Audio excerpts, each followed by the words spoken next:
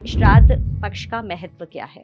बिल्कुल, देखिए श्राद्ध पक्ष वही होता है जैसे आपने कहा कि जो भी हमारे पूर्वज हैं जिनकी डेथ हो चुकी है, जो अब इस दुनिया में नहीं हैं, घर के आपके बड़े लोग हैं, छोटे भी हो सकते हैं, कोई भी हो सकता है, तो जो लोग चले गए और कहा जाता है कि वो देखिए जो आत्माएँ हैं उनमें कुछ तृप्त होती हैं, कुछ अतृप्त होती हैं। तो ये जो श्राद्ध के लिए जो ये 16 दिन आते हैं, यानी पूर्णिमा से लेकर मावस तक, अभी श्राद्ध पक्ष चल भी रहा है, तो जिस समय जिस व्यक्ति की डेथ हुई थी उसी तिथि पर इस श्राद्ध पक्ष में उन्हें भोजन कराया जाता है।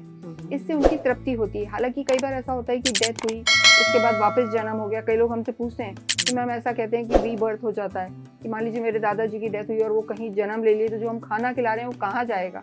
लोग ऐसी ऐसी बातें भी पूछते हैं।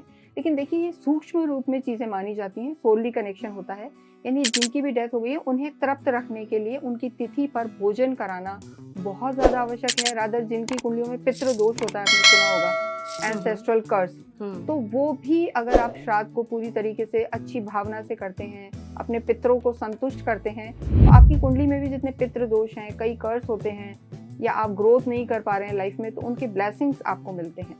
तो श्राद्ध पक्ष तो प्रॉपर करना ही चाहिए। ये तो मैं बच्चों को भी कहती हूँ और सभी को कहती हूँ।